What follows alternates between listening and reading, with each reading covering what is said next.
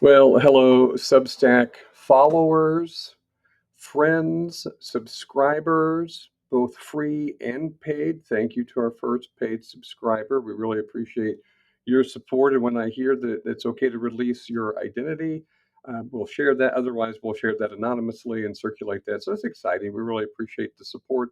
I am recording this video in the world headquarters of Wichita DBT at North Star Therapy, where I'm Scott Spradlin, and where I and my wife Mariah provide comprehensive adherent DBT, and we also provide various forms of adapted DBT. In particularly, we have been working on a program for a while called Wise Mind for the Distracted Mind, which is the seedbed, if you will, or the foundation of or inspiration for what we're doing here with this Substack. So again, welcome to my Substack. Thanks for checking it out. And please come back and see what we have to offer. I said in a post recently, I sent in a DM to the present subscribers asking for you to, send us some messages about like what would you be interested in knowing about, hearing about. Would you also like to have a live chat moment? I think there's some live video options in chat or certain topics that you have questions about. We're going to do our best to cover all things related to DBT as it overlaps with adult ADHD. So that's sort of the bigger overlapping sphere. And then for more on general comprehensive DBT and mindfulness related practices and so on, then there's the Substack Wise Mind, Wise Life, which is where we started this. But wanted to develop this particular Substack to correspond with the forthcoming workbook that is being published by New Harbinger Publications, co-authored by myself and Mariah. And it's going to come out in 2026 is what our understanding right now. We're in the final edit phases now, so we all have that to look forward to. It's been quite an arduous project, at least for us, because we are, in fact, ADHD adults who are licensed mental health professionals who are providing treatments to various folks for various issues, but we have a special passion and interest and specialization in working with adults with ADHD and finding a way to modify DBT practices for mitigating ADHD has become really important to us as we work together. So, what I just want to do with this real quick video here, I think it's going to be quick. I get a little wordy. It's all going to be kind of raw, ham-handed at first, because this is just basically I am the production team right now. So, again, I thank you for your support. And as you do support, and if you do consider, subscribing financially, that we would very much appreciate that. That would help us probably score some productive production help down the road, or at least with equipment or training, so we can make more quality materials for all of you, and also free up some time for some more research and development for this programming, these writings. And we want to share what we can with the public, what we're learning, and some constant revision and adaptation. So we're also going to welcome messages or interaction with our colleagues from the mental health world, psychologists, social workers, professional counselors, marriage and family therapists, and so on. If you want to back channel or students who are doing research, that would be great. We are clinicians, we're not researchers, and so we are working with from our intensive training in DBT. At this point, I'm hitting about 30 years of participating in or providing dialectical behavior therapy after completing my intensive training with Dr. Lenahan and Dr. Demeff in Seattle, Washington. Finished it in 1999 and 2000. So here we are, 2025. And, I started a few years before that. So that's really something. I was less gray, less frosty then when I was a baby therapist. So there are some heavy hitter researchers out there, and we're looking at that. We're going to be pulling in and disseminating and sharing with all of you that information also. Where are we getting our ideas? Because we do want to be informed by the science and dialogue with our colleagues who practice DBT, but also the folks that are engaged in cognitive behavioral therapy for ADHD, and folks that maybe have something to say about the intersection of behavioral training and skills, as well as the neurobiological front and the biological treatments through medication. So we'll be talking about all those things over time. Rome was not built in a day. If we can aspire to be the Rome of Substack here for our ADHD community, We'll also share our uh,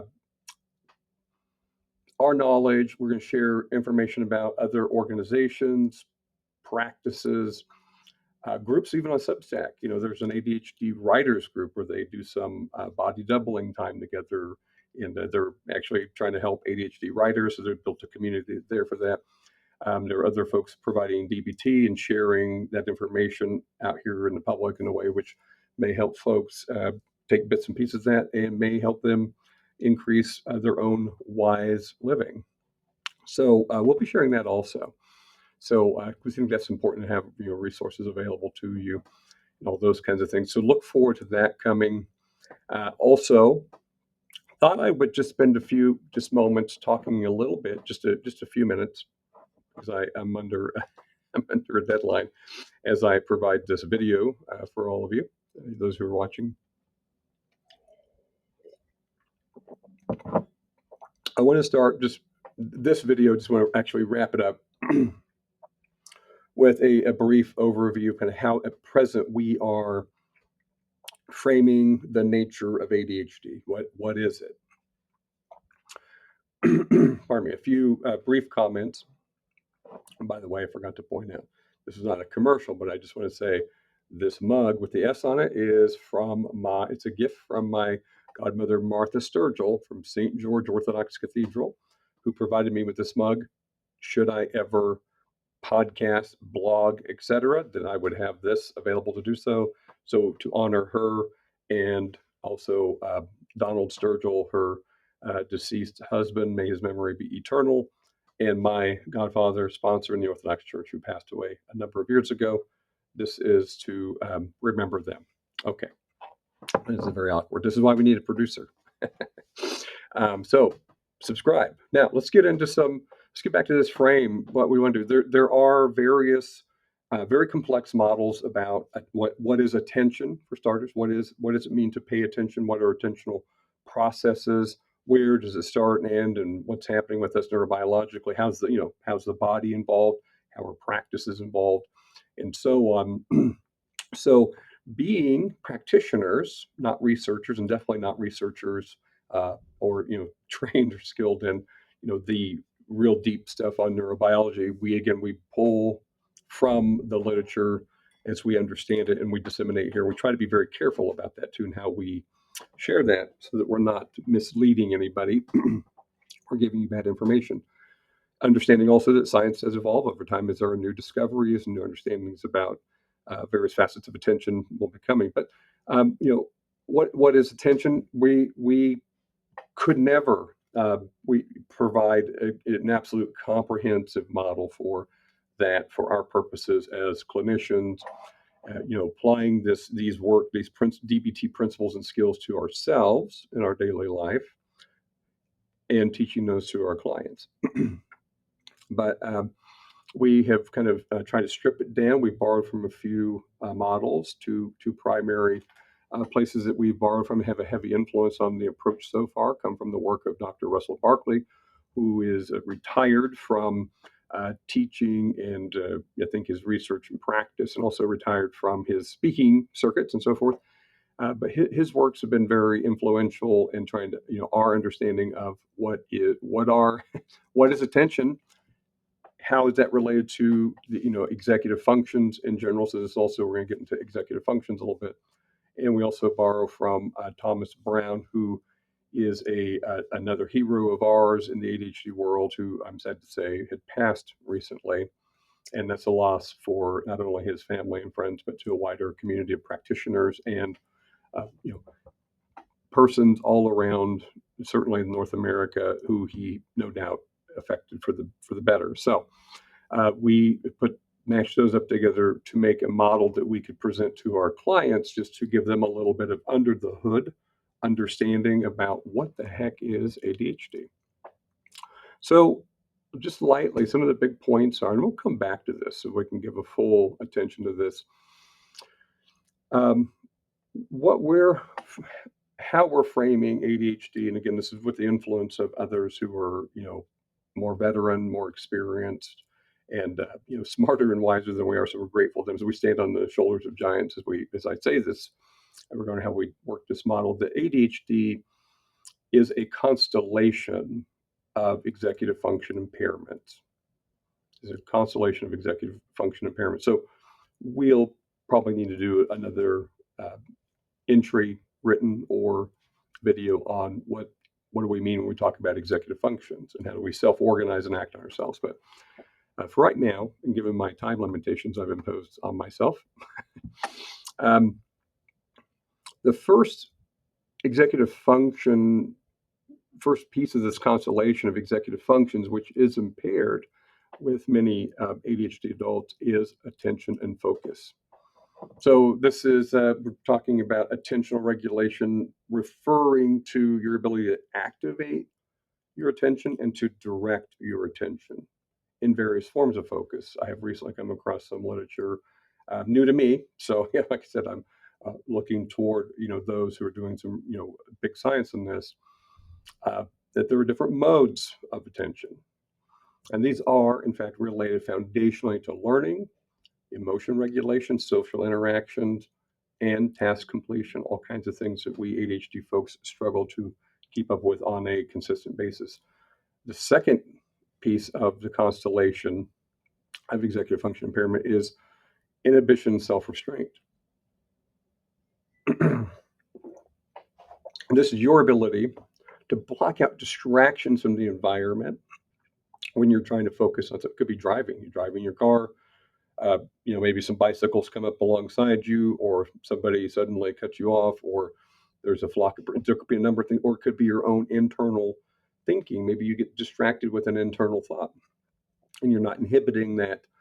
It could spell disaster, could misdirect your attention toward non relevant activities or ideas. And so, inhibition and self restraint, this is something that we all need to get through the day, engaging in goal oriented behaviors that help us to not only complete all the mundane, boring, horrible tasks of the day, that's part of life, but also to help us self regulate and act on ourselves in a way so we can be self efficacious to engage in relationships and things that bring us joy or interest or curiosity that make life meaningful.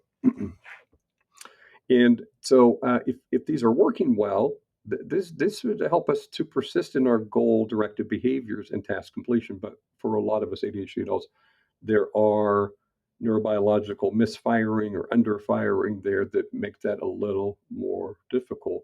And just why skills will be important. We'll get to that later. So this also will get in the way of you serving your own future interests if you're an adult with ADHD. It's not that you want to work against your future interests. It's just very difficult for you to do so. And this is one, these are some of the reasons why. The third piece of our frame and the executive function constellation is time management and acting on and toward time. And acting on time, and I mean up on time, so being aware of the clock and the calendar, what we call chronos, right? So the chronology, how we're keeping track of things, is your ability to connect your goals and behaviors with the clock and the calendar, and utilizing the internal sense of time and tools to externalize tasks to manage time effectively. And so that's why one, just for ages, before even when I was a baby therapist, a lot of folks that have been working with ADHD kids and adults have found externalization is very important. And a lot of non-ADHD adults who have probably, average or above average, executive function, they externalize. They keep to-do notes, they make calendars and so forth and keep track of them. So it's a very handy way to act upon time and to manage it, and looking at a calendar to think about, for instance, if I'm a college student and my final is not until, it's several months down the road, it behooves me to read in chunks and to study and do, learn the vocabulary, perhaps study with some friends. And often what happens is there is an incautious optimism often.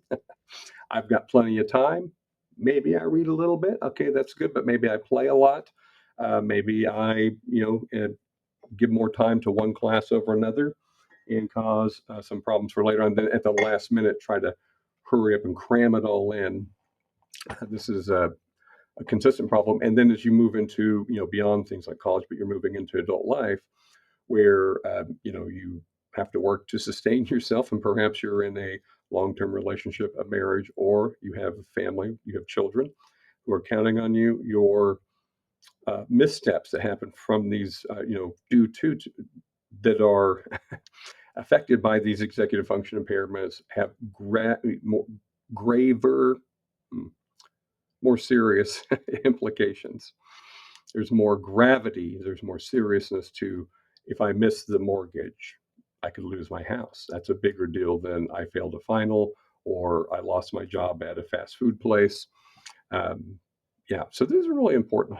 Again, and I'm trying to bring in everything I can. I feel it. I'm aware of it in my mind, so I'm inhibiting some of my own extraneous thoughts for the moment. Our fourth piece is our model for this executive function impairment constellation also includes working memory. There are deficits in working memory, both verbal working memory and also nonverbal working memory, and we'll unpack those a little bit later. What does that mean? What is a verbal and nonverbal working memory? I will just quickly say that learning from the reading the works of Lydia Zylowska, another colleague that we very much respect and look forward to seeing at the CHAD conference this year, refers to working memory as kind of an internal clipboard. It's a handy way of remembering it. It holds information in mind as we perform complex tasks. I may as well go ahead and say it because I'm here now. So, verbal working memory is the self-talk to help you hold, to be mindful to that clipboard.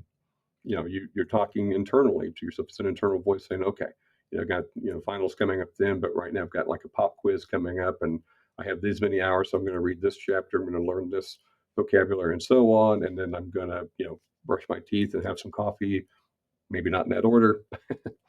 um, then nonverbal working memory is imagery. It's this internal imagery that we have in our mind about how we see ourselves. We're holding in mind us working effectively upon the moment and upon ourselves in order to have positive outcomes for the future and being aware of like what are the resources that we need to complete tasks, pencils, papers, car, hygiene, wearing certain clothes for certain situations and occasions. Yeah. So that is often impaired in ADHD adults. And then the fifth and final piece of our particular constellation of executive function impairments include emotion regulation. And emotion regulation has been getting more and more attention in the not only clinical literature, but also research literature. And it's a curious thing to me, and I'm only parroting back what I've heard, again, those veterans saying, but it is striking. In no edition of the DSM has ADHD ever uh, has the ADHD criteria ever included an item for heightened emotional vulnerability or emotion dysregulation as a problem, but it is, and so who knows if that'll be part of a future DSM or not. But we know on the ground, in the trenches, in our daily lives, also working with our patients, that this is a problem. That emotion regulation is so necessary for maintaining positive relationships, for also sustaining attention to certain tasks. And if you're emotionally vulnerable and you tend to have a high reactivity to, say, criticism, or when you become aware of you don't know where your car keys are, so you start throwing pillows all over the living room and yelling at the dog, and you're emotionally suffering, it's a sign that there's some emotional regulation issues there. So we need skills to be able to both upregulate and downregulate emotions. So we'll be unpacking all that later. But that's just a real quick look at our executive function impairment model. I'll be back with some more of that when I have more time and I can pace this a little better. But I want to start putting out some content for everybody, those of you who are paying attention. Again, we welcome the feedback. We're open to, if we need to correct factual errors, we're going to be happy to do that. We're not going to fall on our sword over anything that we maybe misspeak on. And we're certainly not going to go out of our way to misrepresent data or on ADHD and all things related to that. We want factual, information. We want to be able to help ourselves and our clients, and we want to be able to help you, the viewers, subscribers, understand ADHD better. And if you're the parent of or a partner of somebody with ADHD, hopefully this Substack will be helpful to you too, to learn more about, understanding ADHD and help you cultivate compassion for your ADHD adult in your life. Okay. Well, thank you all for watching this so far. This is 20 minutes in, longer than I intended, but there you go. Maybe it's ADHD. There will be some other future long format videos. So, but again, thank you for watching. I'm Scott Spradlin. Please be mindful out there, and I will see you all next time.